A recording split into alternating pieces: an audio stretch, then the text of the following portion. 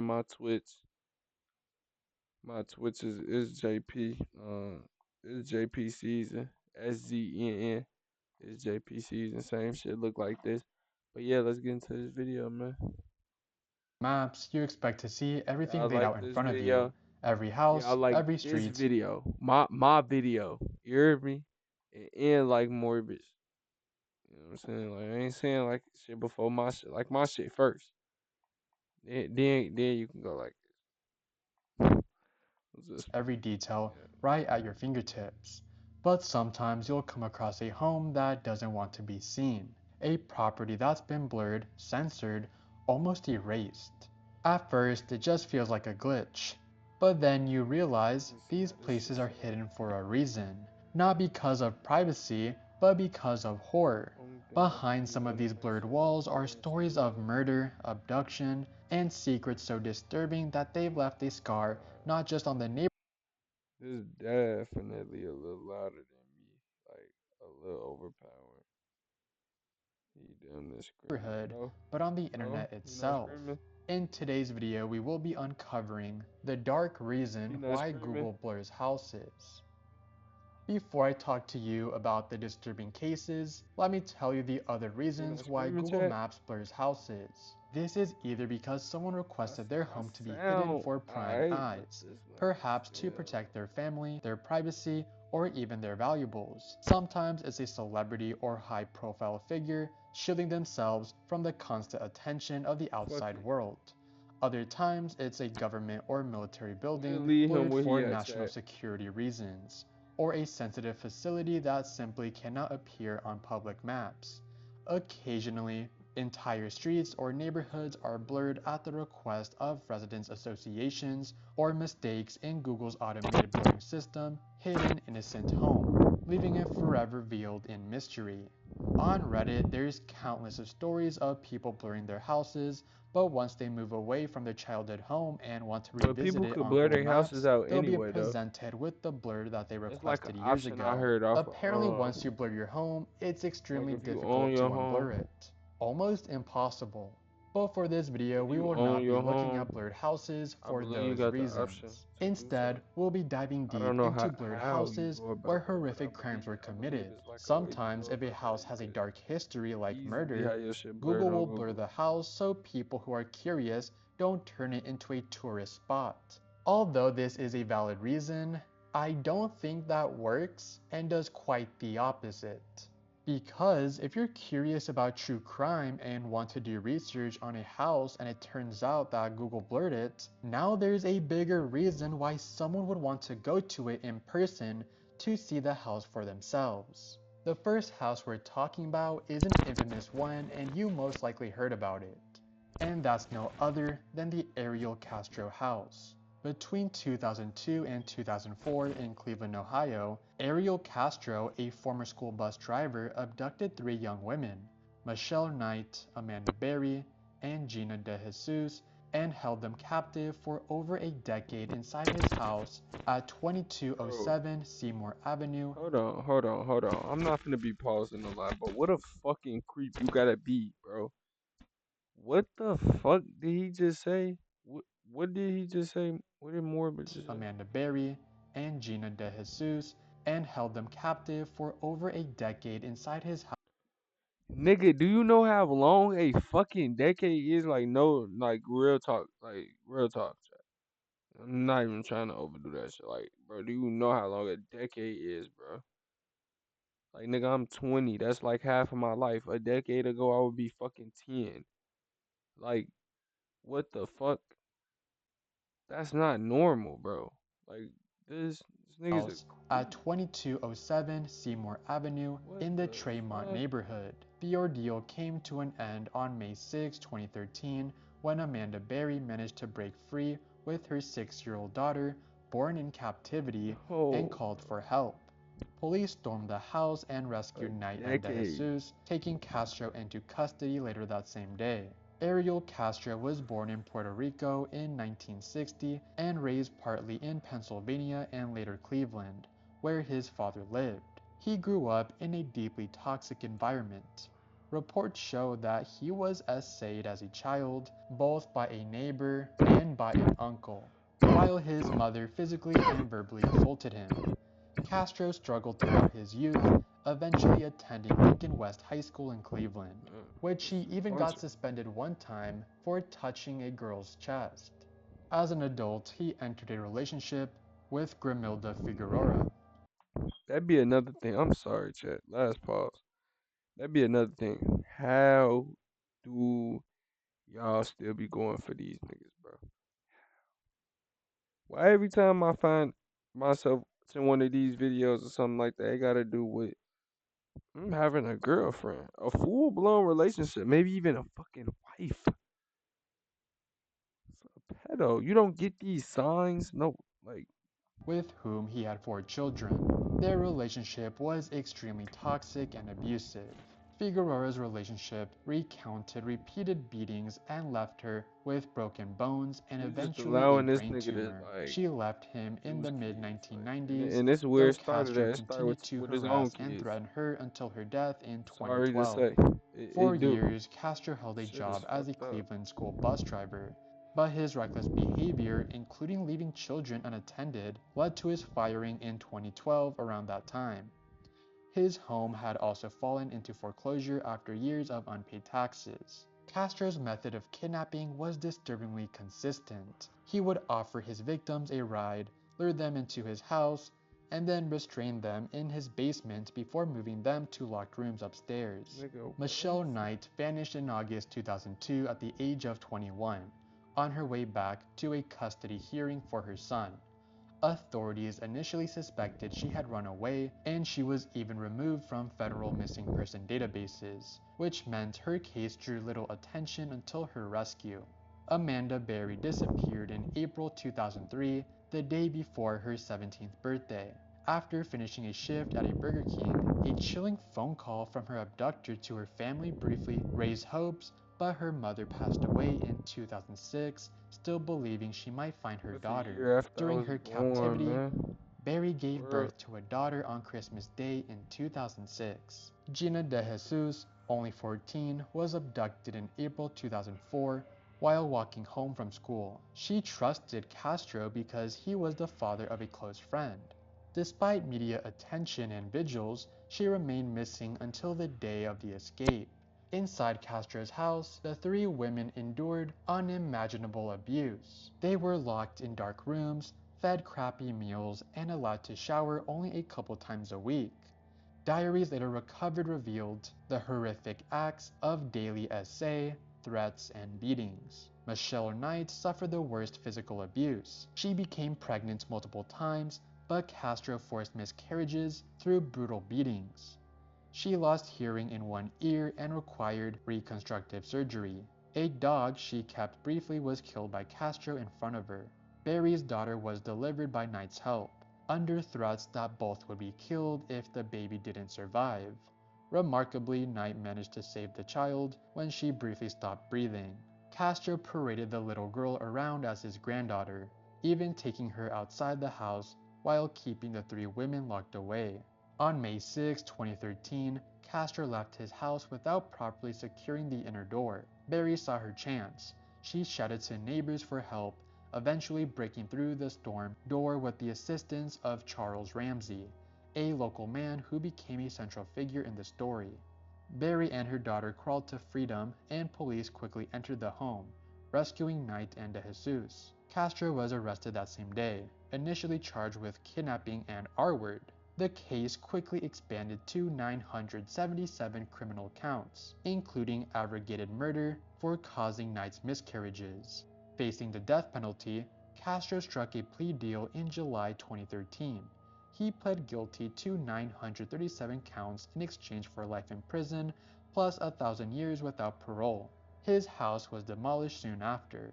On August 7, 2013, with Knight present, releasing yellow balloons to honor missing children.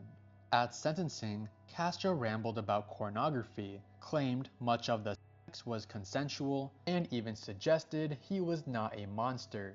The judge cut him short, reminding him he would die in prison. Michelle Knight, in a powerful statement, told him, "You took 11 years of my life away. Now your hell is just beginning. Barely a month into his life sentence, on September 3rd, 2013, Castro was found dead in his cell, hanging from bed sheets. Though some officials floated the possibility of autoerotic asphyxiation, the coroner ruled it that he took himself out. He was 53 years old. The three survivors began rebuilding their lives in different ways. A community fund raised over $1 million to help them. Knight later changed her name, married, and wrote about her ordeal, though she was unable to reunite with her son, who had been adopted. Barry became a reporter covering missing persons cases, and De Jesus worked to support families through the Amber Alert system. Today the house is gone, just an empty lot where unthinkable horrors once unfolded. But if you Wow. pull up the old Google Street View, the only image is from 2009. The house is blurred now. Yet what makes it so haunting is knowing that when that picture was taken, the girls were still inside.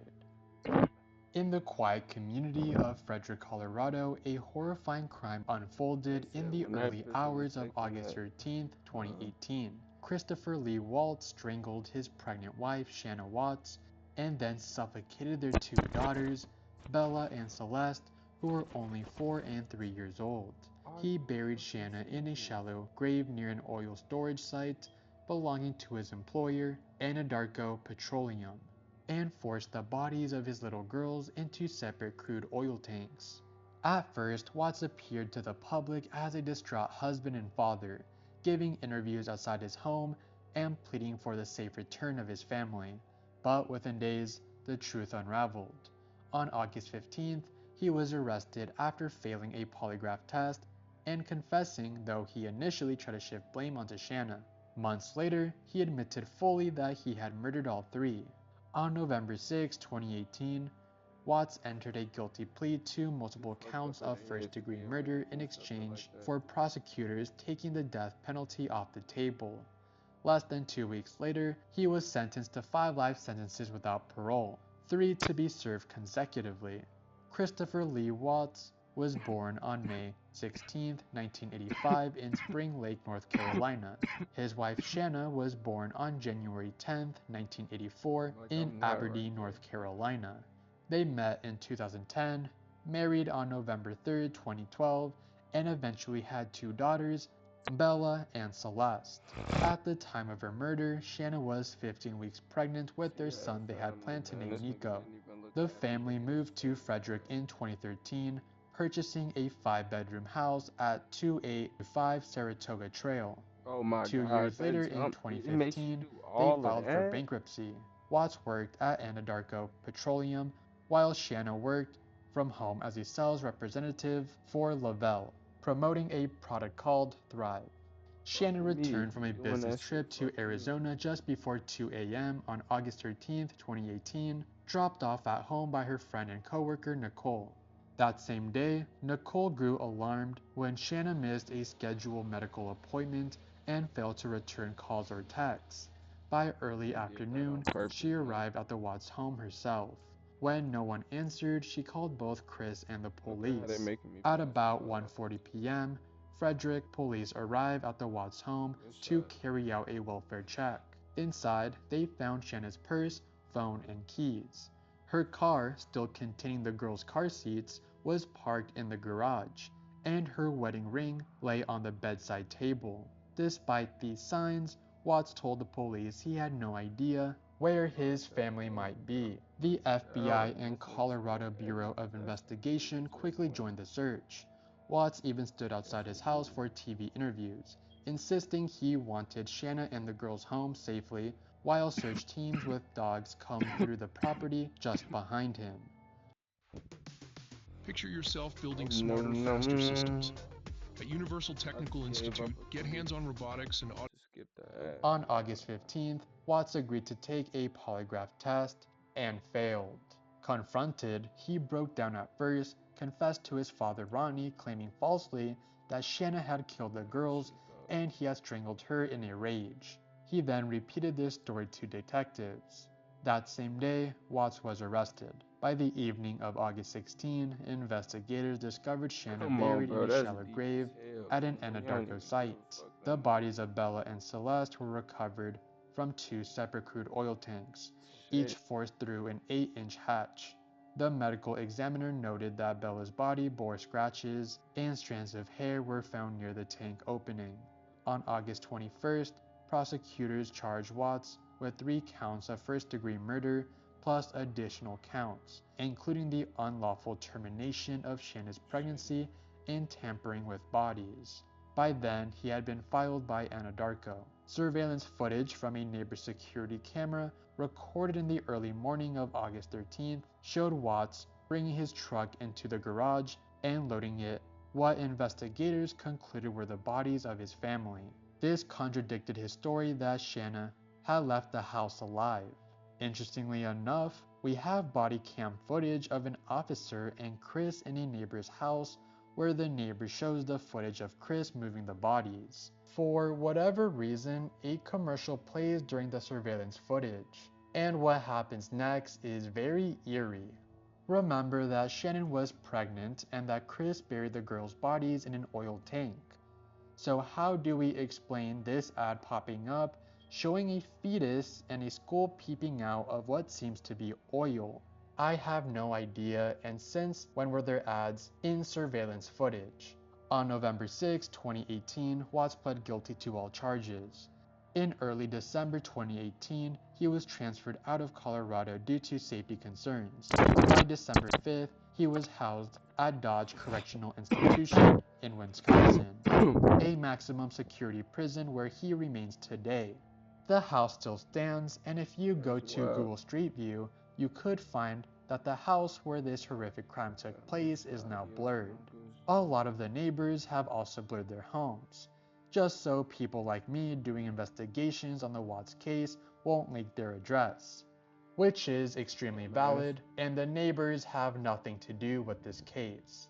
Minus the one neighbor that showed surveillance footage to police, which led to This the is about the arrest of first Chris radio show you Watts. took on me. I really am. In the early morning You hours are of fucking October legendary. 15th, 2018, tragedy struck the small Dumbass. town of Barron, So fucking Wisconsin. legendary. At 12:53 a.m., Chill Jake out. Thomas Patterson forced his way into the Kloss family So home. fucking run up Within this minutes, he cup. had fatally shot James Kloss at the front door and then murdered Denise Kloss, who had dialed 911 seconds earlier while hiding in the bathroom with her daughter. Patterson bound 13-year-old Jamie Kloss with duct tape, dragging her through the blood-soaked house, Fuck and with me. stuffed her into the Goddamn. trunk of his car. By the time police arrived just 4 minutes later, she was already gone. For the next 88 days, Patterson held Jamie captive in a remote cabin in Gordon, Wisconsin, about 70 miles from her home. She finally escaped on January 10, 2019, running barefoot through the snow to find help from a neighbor walking her dog. Patterson had noticed Wow. Jamie weeks earlier while driving to work and watching her board her school bus. In his own words, he decided then and there that she was the girl I wanted to take. He attempted to abduct her twice before, but turned away, worried about leaving witnesses. On his third attempt, he came armed with a shotgun and dressed in all black, determined not to fail. After shooting James through the front door, Patterson forced his way inside. Denise and Jamie had locked themselves in the bathroom, but Patterson broke the door down. He shot Denise, tied Jamie's wrists and ankles with duct tape, and carried her outside. Deputies responding to the 911 call passed him on the road, sirens blaring, unaware that the terrified girl was locked in the trunk just seconds away. At his cabin, Patterson kept Jamie under his bed, barricading her with heavy bins filled with weights and other belongings. He threatened that bad things would happen if she tried to escape. Sometimes she was left trapped for up to 12 hours without food, water, or access to a bathroom. Whenever Patterson's father visited on Saturdays, Jamie was forced under the bed again, a radio blasting to drown out any sound. Around Christmas, Patterson left her hidden there for hours while he visited relatives. Jamie recalled that once, when she accidentally moved one of the bins, Patterson beat her with a curtain rod. Though Wow, he rarely bro. allowed her outside, Somebody Patterson needs to convinced beat his himself she ass. was too frightened to run. He didn't bother with special locks. The two even ate meals and watched television together, though Jamie later described her time there as a nightmare of threats and control. On the afternoon Fucking of January weirdo. 10th, 2019, Patterson told Jamie he would be gone for a couple of hours. As soon as he left, she pushed her way out from under the barricade and ran. Wearing only leggings, a light shirt, and Patterson's oversized sneakers, she made her way down the snowy road until she found Jean Nutter, a neighbor walking her dog. Nutter, recognizing Jamie from the widely circulated missing posters, immediately took her to another house and called the police. By 4:45 p.m., officers had Jamie safely in their care. Her description of Patterson and his vehicle led deputies to spot him minutes later. When stopped, Patterson got out of his car and calmly said, "I did it." He was arrested on the spot. On January 14, 2019, Patterson was charged with 2 counts of first-degree intentional homicide, 1 count of kidnapping, and armed burglary. His bail was set at $5 million. A month later, in letters and I'm phone calls to having a reporters, fucking Patterson block party. admitted he Yo, I'm intended to having a plead fucking guilty, block party, my insisting nigga. he didn't want Jamie or her family to suffer through the trial. On Yo, March what the 27, fuck? 2019, he formally Where pled don't guilty these to the niggas murders of be? James and Denise Like, Claus stop and the trying, bro. kidnapping of Jamie. The armed burglary charge was dismissed. At his plea hearing, as he was led from the courtroom, Patterson What? shouted, "By Jamie," Hey, to did the we get it? Let's cameras. go, During bruh. sentencing on May 24, 2019, Jamie's family read impact statements, including one written by Jamie herself. She told the court Patterson had taken her parents, Hey, her fuck with me home, on that and her wing. They sense ain't of hit me at safety, all. but he could never take her spirit. The judge handed down the maximum punishment, 2 consecutive life sentences without parole plus 40 years. That summer, Patterson was moved from That ain't Wisconsin enough. to the Penitentiary of New Give me Mexico more for time than that security to smoke my reasons. weed. He Then. was later registered as a sex offender and has since remained incarcerated. After her rescue, Jamie went to Shit, ain't live no with her point in aunt and remaining as uncle. a sex Hormel, offender the for what parent we got company planned. of Genio Plant, where her parents worked, awarded her That ain't needed. $25,000 in That's reward irrelevant. money, recognizing her extraordinary bravery in rescuing herself. Her family home in Barron, where the murders and abduction took place, was released by authorities back to the estate and later demolished in August 2019. Now, Jamie has spoken out on behalf of other missing and exploited children. Her survival story has become a rallying point for awareness of child abduction and the importance of supporting victims as they rebuild their lives. If you search up Jake Thomas Patterson's address on Street View, you cannot see anything. However, if you go to Jamie Claw's parents' home where she was abducted, it is indeed blurr. Actually, Google did an awful job at blurring it because when you search up the address to view the home, it's not even blurred. It's only blurred if you go to October 2018 street capture, and it's only blurred at an angle. So you can easily still see the home by simply typing the address. Yeah, This my next jump was house is really fast. blurred on Google, but at the same time, it's not. Let me Huh? explain. If you go view the Amityville Horror House in New York, the house is blurred, but for whatever reason, there's an image of the actual house over the blur. I don't know why it That don't does make that, no but sense. we're still counting it for this video. On November 13th, 1974, the house at 112 Ocean Avenue became the scene of a grisly crime. 23-year-old Ronald Butch Defoe Jr. turned a .35 Give caliber me that Marlin shit. rifle on his own 5 blocks in family a wreck, inside y'all. their home at 112 Ocean Avenue. Telling you, the He 70 got murdered his 77 father, perimeter get you mother, and 4 siblings defensive force as on they silver. slept. 6 All you victims need is a total, 7 footer, each bro. I have face all the down fame. in bed. No Uh, signs of struggle, no what's forced that? entry, Blocking and the despite multiple defensive action. I gunshots, mean, I got no on neighbors reported hearing legendary a thing. actually. Defoe's account shifted almost immediately.